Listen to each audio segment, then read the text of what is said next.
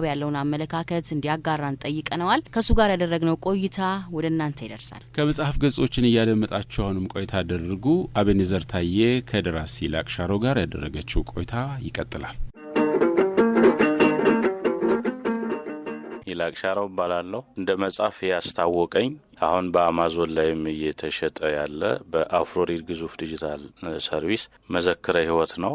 አስታወቀኝ የምለውና እጅግ በጣም ጊዜም ወስጄ ብዙ ሰዎችንም አስቸግሬ በኤዲቶሪያል ቦርድ ተገምግሞና ከ2 ዓመት በላይ ያለፈው መዘክረ ህይወት የሚለው በእውነተኛ ታሪክ ላይ የተጻፈው የቆሎ ትምህርት ቤትን ህይወትና የኢትዮጵያን ባህል ማንነት የሚዳስስ መጽሐፌ እሱን በጣም ወደዋለሁ። አሁን ላይም እጅግ በተረካ መልኩም እየተሰማ ስለሆነ እሱ መጽሐፌ ሁለተኛው መጽሐፌ ነው። በጣም ያስታወቀኝ እሱ ነው። እንደው ይሄ መጽሐፍ ያለፍክበትን ህይወት የምታቀውን ህይወት ያካፈልክበት መጽሐፍ ነውና ሰዎች ከህይወታቸው የሚቀዳ ነገር ለሰዎች ሲያካፍሉ አንባቢን የመማረክ ከዛ ደግሞ አለመሰልቸት የመጽሐፍ ባሪ ይሆነ ይመጣልና ሰዎች ቢያነቡት እንኳን ከህይወታቸው የተቀዳ አካል ስለሆነ የሚያውቁት ነገር ሲሆን ሁሌም እየናፈቁ እንዲያነቡት ያደርጋል። ስለዚህ እንደው በዚህ መጽሐፍ ላይ የሰዎች ምላሽ ምን ነበረ?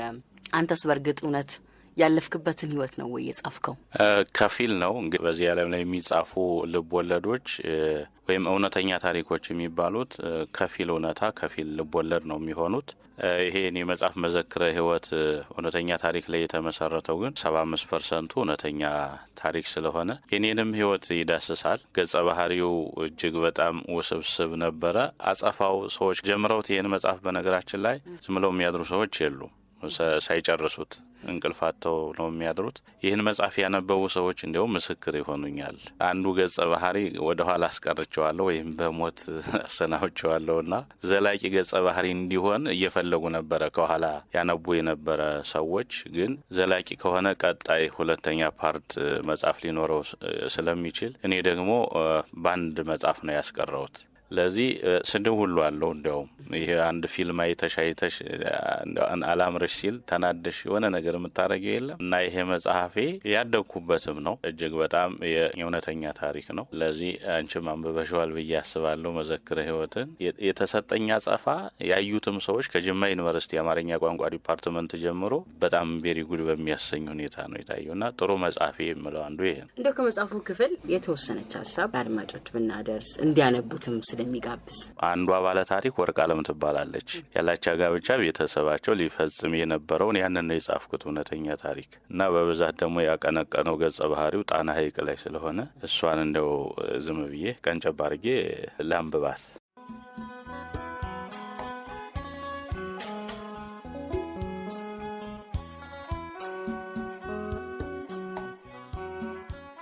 ወርቅአለም የኃይለ ማርያምን እጅ በሁለት እጇ ጥብቅ አድርጋ ይዛለች። በባህር ላይ በጀልባ ስትሄድ የመጀመሪያዋ ስለነበር የፍርሃት ስሜት ውስጧን አስጨንቆታል። ጀልባዋ በፍጥነት ስለምትቀዝፍ የሚገለበጥ አሊያም ደግሞ የሚሰጥም እየመሰላት ኃይለ ማርያምን ከጎኑ ጥምጥም ሽጉጥ ትልበታለች። ከባህር ዳር እንጦንስ ኢየሱስ ደሴት ወይም ገዳም ለመድረስ በጀልባ 30 ደቂቃ ይፈጃል።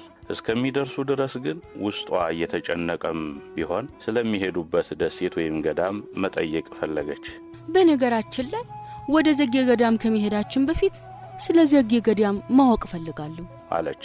አይኖቿን ወደ አይኖቹ አቀንታ በስስት እያየችው ኃይለ ማርያም የማሳወቅ ግዴታ እንዳለበት አስቦ ጥያቄዋን ይመልስ ዘንድ ግዴታ ቢሆንበትም ነገር ግን ቀድሞ የሚያውቀውን ታሪክ ለማስታወስ በሐሳብ ነጎደ። ወርቅአለም መልሱን ከኃይለ ማርያም ለመስማት በጉጉት እየጠበቀች ነው። ከሐሳቡ ሲመለስ ዘጌ ብለው የሰየሙት አንድ አባት ናቸው። ስማቸው አባ በትረ ማርያም ይባላል።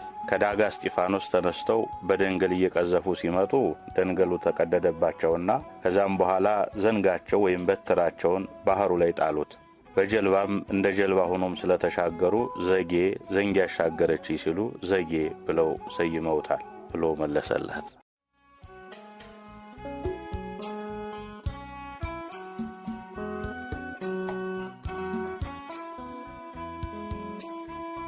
እንደነዚህ አይነት ሰዎች ሊያዩዋቸው የሚፈልጉ ስፍራዎች ሊያውቋቸው የሚፈልጉ ስፍራዎች በጽሁፎች ውስጥ ሲካተቱ ደግሞ ነባራዊ ሁኔታን መሰረት ያደረጉ ስፍራዎች ለምሳሌ አንዳንድ ጊዜ የሌሉ ቦታዎችን በመጽሐፍ ማካተት ሊኖር ይችላል። ያሉ የሚታወቁ በቅርበት የምናውቃቸውን ቦታዎች ማካተት ለሰዎች ቅርብ የሆነ ጽሁፍ ለማቅረብ የሚረዳ ይመስለኛልና ካነበብክልኝ ክፍል ስነሳ አንተ ስትጽፍ ምን አይነት ይዘት ላይ ያተኮረ መጽሐፍ ትወዳለህ? ኦኬ ደስ የሚለኝ እኔ ሀገር በቀል የሆኑ እውቀቶች ደስ ይሉኛል። ሀገር በቀል ስንል የራሳችን ባህል አለ። ማንም ዓለም የሚኮራበት ባህል ነው ያለን። ባህላችን በራሱ ባህላችን ላይ ብዙ መጻሕፍቶች አልተጻፉም። የውጩን ገጸ ባህሪ ወደ ዓለም መሳብ ነው እንጂ ኢትዮጵያ ውስጥ ያሉ የባህላችን ያኗኗራችን ያመጋገባችን ያለባበሳችን እና የማህበራዊ እሴቶቻችን እጅግ በጣም የሚያጽፉ ናቸው። እኔ ባደኩበት አካባቢ ማህበረሰቡ የሚያጽፍ ነው። ለምሳሌ ዝክር የሚባል እናውቃለን። ሰንበቴ ወይም ደግሞ የሰንበት ቀን የሚዘከር ዝክር 4 መንታ ጎዳና ላይ ነው የሚዘክሩት ዛፍ ስር ሆነው። ለምን የሚባል በአራቱም ጎዳና መንታ መንገድ ላይ የሚወጣ የሚወርድ ሰው ስላለ የሚሄደው የሚያልፈው የሚያገድመው ያንን ዝክር ቀምሶ እንዲሄድ ምናልባት ሩቅ መንገድ ሊሄድ ስለሚችል ስለ ሰንበት የሰንበት ወዳጅ ይባላል። አንድ ሰው ከተቀመጡት ብዙ ሽማግሌዎች አንዱ ትልቁ ሰው ብድግ ይልና ያንን የሚያልፍ ሰው ስለ ሰንበት የሰንበት ወዳጅ ይለዋል። የሚመጣ ከሆነ ወደ ሰንበቱ ወደ ዝክሩ የሚቀላቀል ከሆነ ነጠላውን እንደዚህ ወደ ግራና ወደ ቀኝ ያጣጥልና ሰዎች ወዳሉበት እጅ ይነሳል። ያን ጊዜ አንድ ወጣት ይላክለትና በትሩን ወይም ዱላውን ተቀብሎ ዞት ይመጣል። የሚያልፍ ከሆነ ግን ዝም ብሎ እጅ ነስቶ ነጠላውን ወደ ቀኝና ግራ ሳያረግ እጅ ነስቶ ይሄዳል። በሰላም ገባ ይባላል። ስለዚህ እነዚህ በየሁላችንም ማህበረሰብ እነዚህ አይነት ነገሮች ይኖራሉና እኔ ባህል ላይ እሴት ላይ እነዚህ ላይ መጻፍ ደስ ይለኛል። ሁለተኛው ደግሞ ሃይማኖቴ ላይ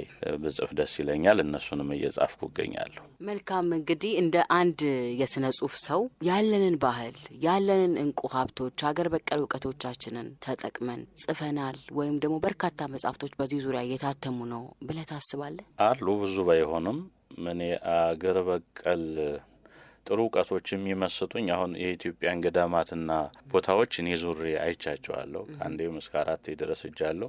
ገዳማት ብቻ ሳይሆን እኔ አሁን የሃይማኖት አስተማሪ ስለሆንኩ በየክልሎች እዞራለሁ ዙሪያለሁም እና የምታያቸው ነገሮች የሚያጽፉ ናቸው። እኔ በሀገር በቀል ዙሪያ የጻፉ ብዙ ሰዎች ቢኖሩ አሁን የነባህሉ ግርማ መጽሐፍ መወዳቸው ናቸው።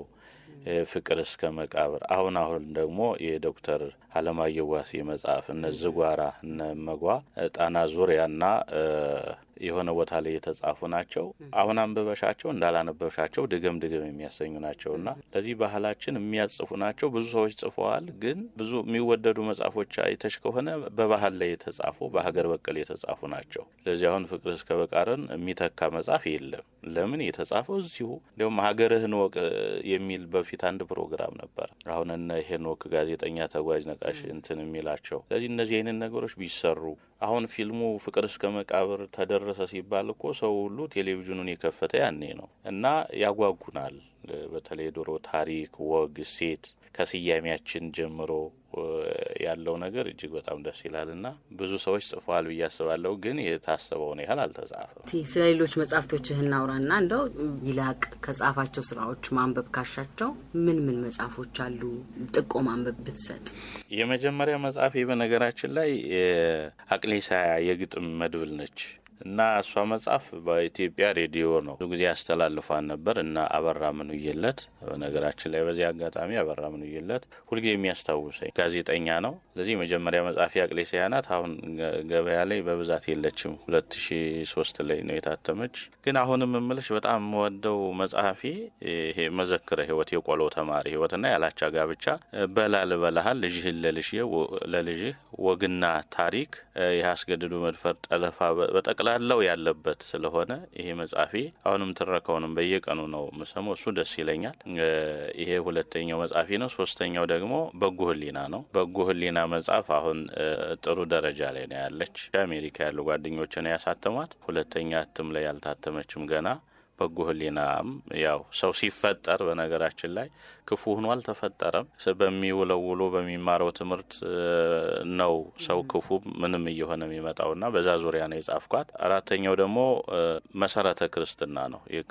የክርስትና መሰረቱ ክርስቶስ ነው የሚል ነው። ሁሉም እጄ ላይ የሉም በነገራችን ላይ አሁን አልቀዋ ተሽጠዋልና ቤተክርስቲያንና የክርስቲያኖች አንድነት የምትል ደግሞ በቅርብ ያሳተምኳት አለች። በተለይ ለልጆች የምትሆንና ኮርስ መስጫናት እግዚአብሔር ቢፈቅድ ይታተማል ብዬ ያሰብኩት ብዙም የደከምኩበት ከጉና ሰማይ ስር የሚል እሱ መጽሐፌ ነው። ጊዜ ያልገጠሙና እሱ መጽሐፌ እንዲታተም የእናንተም ጥረት ይኖርበታል ብዬ አስባለሁ። አንድ ሰው ብቻውን አያጨበጭብም። ልክ ነው። ስለ ጉና ሰማይ ስር መጽሐፍ ቀደም ብለን ስንገናኝ አንስተናልና ቢታተም እጅግ ብዙ ሰዎች ጋር ያለ ስሜት የሚንጸባረቅበት ነባራዊ ሁኔታዎች የሚገለጹበት መጽሐፍ ነው ብዬ አስባለሁ። ስለዚህ እንግዲህ እንዲታተም እኛ ምኞታችን ነው። እንደው በመጨረሻ ማንሳት የምፈልገው ነገር ምንድነው? አሁን ላይ አንባቢ ከንባብ እየራቀ ነው። ይሄ ደግሞ ደራሲያንን አያበረታታም። አንተ እንዴት ታየዋለህ ይሄንን ጊዜ?